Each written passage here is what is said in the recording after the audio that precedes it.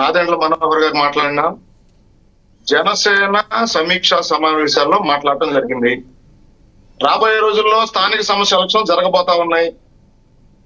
ఖచ్చితంగా వాళ్ళ పార్టీకి సంబంధించిన కార్యకర్తల్ని సమాయత్తం చేసుకునేదానికి, ఆ పార్టీలో ఉన్న చిన్న చిన్న లోపాలను సరి చేసుకొని ఎలక్షన్లకి ఏ విధంగా వెళ్ళాలి, ఈ 2 సంవత్సరాల కూటమి పరిపాలనా సమయంలో ఏ విధంగా మనం సంక్షేమ కార్యక్రమాలు, అభివృద్ధి, ఉద్యోగ కల్పన చేశాం, ప్రజల్లోకి తీసుకువెళ్లి రాబోయే స్థానిక సంస్థ ఎలక్షన్స్ లో మళ్ళీ కూటమి విజయ దుందుబి మోగించాలని చెప్పి నాదెండ్ల మనోహర్ గారు మాట్లాడటం జరిగింది. ఖచ్చితంగా లక్ష్మీనాథ్ గారు వినపడుతుంది, కంటిన్యూ చేయండి. ఖచ్చితంగా కూటమిగా బలపడుతున్నాం. కూటమిలో ఉన్న పార్టీలుగా కూడా ఈ రాష్ట్రంలో బలపడాల్సిన అవసరం ప్రతి పార్టీకి ఉంది. లక్ష్మీనాథ్ గారు 4 దశాబ్దాల పైగా ఉన్న తెలుగుదేశం పార్టీ ఇంకా బలపడాలని చూస్తుంది. అదేవిధంగా జనసేన పార్టీ బలపడాలని చూస్తుంది. అదేవిధంగా బీజేపీ పార్టీ కూడా ఈ రాష్ట్రంలో బలపడాలని చూస్తుంది. ఆ బలపడే క్రమంలో, వాళ్ళ కార్యకర్తలను సమాయత్తం చేసే క్రమంలో, వాళ్ళకి స్ఫూర్తి నింపే క్రమంలో, వాళ్ళకు ఉత్తేజం నింపే క్రమంలో ఖచ్చితంగా వాళ్ళకు ఒక సూచనలు చేయడం జరుగుతుంది. అట్లాంటి సభల్లో మాట్లాడిన మాటల్ని వక్రీకరించి ఏదో ఒక విధంగా కూటమిలో విచ్ఛిన్నం తీసుకురావాలని చెప్పి వైసీపీ పడుతున్న తపనని చూస్తే నాకు నవ్వొస్తా ఉంది. లక్ష్మీనాథ్ గారు, మోహన్ రెడ్డి గారు కూడా నవ్వుతున్నారు మీరు మాట్లాడుతుంటే.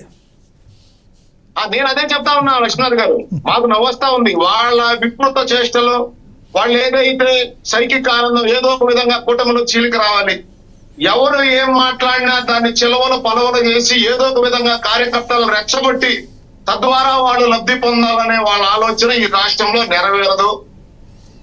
ఎందుకంటే లక్ష్మీనాథ్ గారు, నిన్న నాదెండ్ల మనోహర్ గారు మాట్లాడినా, కందులు దుర్గేష్ గారు మాట్లాడినా, అది కూటమి సభ కాదు, అదొక పార్టీ సమీక్షా సమావేశం. ఖచ్చితంగా అదే విధంగా ఆ పార్టీ నాయకులను ఉద్దేశించి మాట్లాడాలి, మాట్లాడతారు, ఉత్తేజపరుస్తారు.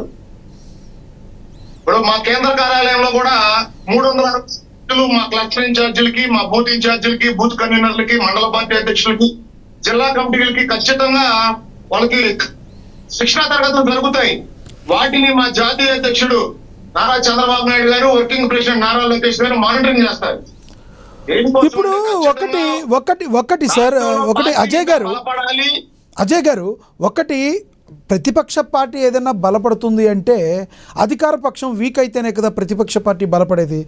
మీరు ప్రస్తుతం కూటమి ప్రభుత్వంగా ఉన్న మీరు జనసేన పార్టీ సంబంధించి కూటమికి సంబంధించి ఓటు మొత్తం ట్రాన్స్ఫర్ అవటానికి గంపగుత్తుగా మీరు చెప్పిన విధంగా మీకు పట్టడానికి మీ 2 పార్టీలు కారణం.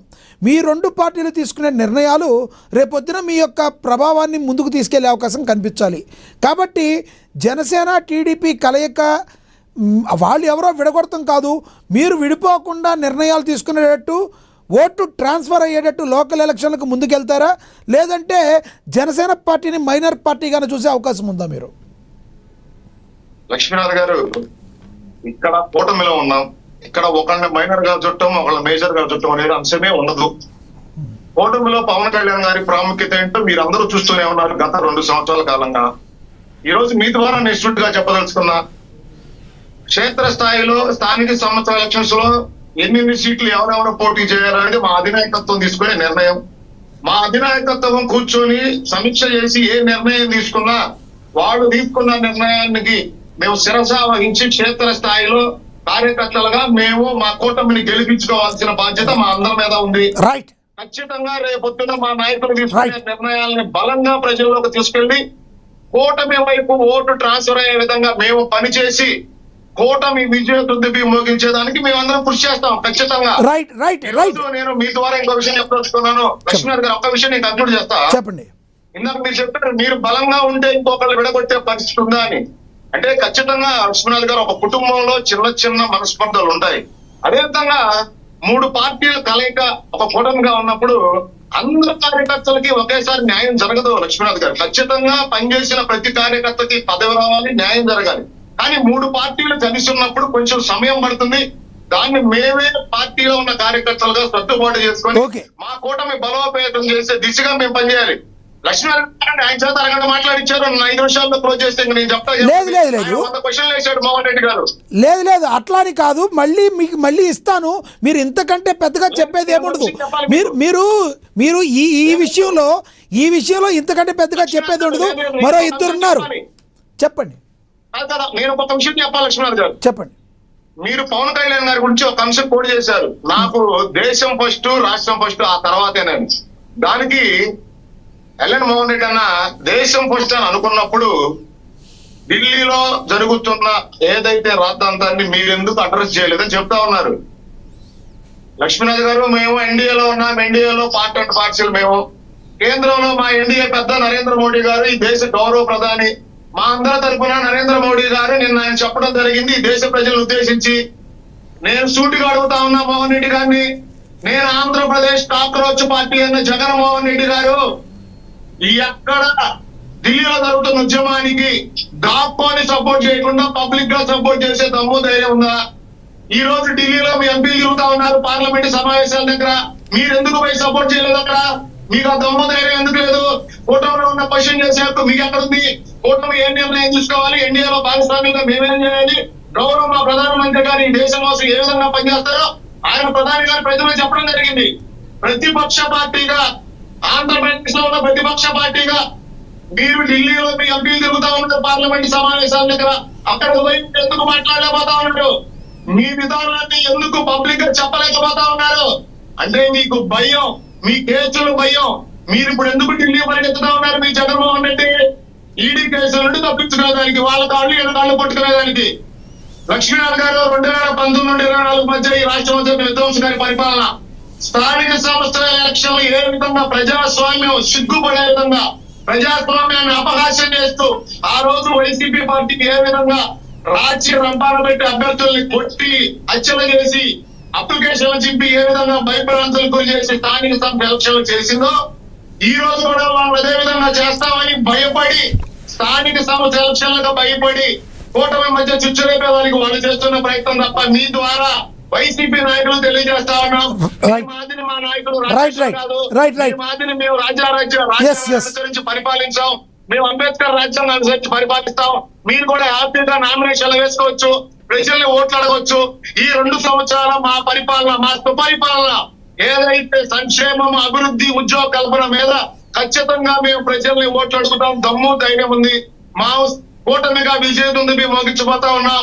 ఎక్కడో నీటి పరీక్షలు జరిగితే దాన్ని ఆంధ్రప్రదేశ్ లో జరిగిన ట్రాన్స్పరెంట్ గా జరిగిన డిఎస్సికి ముడిపెట్టి ఏదో విధంగా మీ పార్టీ బతకాలి, ప్రజల్లో మేము కూడా ఉన్నామని చెప్పుకునేదానికి మీ నాటకాలు తప్ప. మీరు ఈ రోజు కోర్టులో కేసులు వేసి, నిన్న మీ ఎమ్మెల్సీ మొట్టికాయలు అన్నాడు, డిఎస్సి నియామకాల మీద కేసు వేసి హైకోర్టులో మొట్టికాయలు అన్నాడు మీ ఎమ్మెల్సీ. అయినా మీకు సిగ్గు రాదు. ఏదో ఒక విధంగా రాష్ట్రంలో అలజడులు సృష్టించాలన్నా మీరు కూడా ఉన్నారని చెప్పి రాష్ట్ర ప్రజలకు తెలియజేయాలా. స్థానిక సంస్థ ఎలక్షన్ రాబోతా ఉన్నాయి, రాష్ట్రానికి విరివిగా పెట్టుబడులు వస్తా ఉన్నాయి, సంక్షేమ కార్యక్రమాలు అందుతా ఉన్నాయి, ఉద్యోగ కల్పన జరుగుతా ఉంది. రాబోయే రోజుల్లో కూటమి కలయికతో అందరం పరస్పరం గౌరవించుకుంటూ మా అధినాయకులు తీసుకున్న నిర్ణయాన్ని మేము శిరసా వహిస్తూ క్షేత్ర స్థాయిలో కూటమి గెలుపుకి మేము అందరం కలిసి పనిచేస్తాం. మీరు ఎన్ని కుట్రలు కుయుక్తులు పన్నినా అది రాష్ట్ర ప్రజలు నమ్మరు అనే విషయం మీరు గుర్తుంచుకోవాలి. ఎస్ అజయ్ గారు, మీ అభిప్రాయం అర్థమైంది. మళ్ళీ మాట్లాడతాను. మనతోటి ఫోన్లో అందుబాటులో ఉన్నారు సీనియర్ జర్నలిస్ట్ అక్షర్ సత్యం గారు. ఆయన తర్వాత మనం కోటిపల్లి అయ్యప్ప గారి దగ్గరికి వెళ్దాం. అక్షర్ సత్యం గారు నమస్తే అండి. అక్షర్ సత్యం గారు, నా వాయిస్ వినబడుతుందా? అక్షర్ సత్యం గారు, ఏదైతే జనసేన పార్టీ ఏదైతే కూటమిలో ఉందో దీనిలో కొంతమంది విశ్లేషకులు అభిప్రాయపడుతున్నారు, దీనిలో టీడీపీని తప్పు పట్టేదో, బీజేపీని తప్పు పట్టేదో లేదు, కేవలం జనసేన పార్టీ తన యొక్క నిర్ణయాలను సరిగ్గా తీసుకోకపోవడం వల్లనే చాలా లాస్ పోతుంది అన్న నానుడి బాగా ఉంది. ప్రధానంగా దానికి బెజవాడను చూపిస్తున్నారు కొంతమంది విశ్లేషకులు. బెజవాడలో జనసేన పార్టీ కావచ్చు, గతంలో ప్రజారాజ్యం పార్టీకి కావచ్చు విపరీతమైన ఓట్ బ్యాంక్ ఉంది, క్యాడర్ ఉంది. అయినప్పటికీ కూడా ప్రాతినిధ్యం చేసే లీడర్ లేని పరిస్థితి, దయనీయ పరిస్థితిలో ఉంది. ఇప్పటికీ 2.5 సంవత్సరాలైనా బెజవాడ మీద ఫోకస్ చేయలేకపోయిన జనసేన పార్టీ లోకల్గా కూడా ఇంకా బలపడుతూనే ఉండడానికి కారణం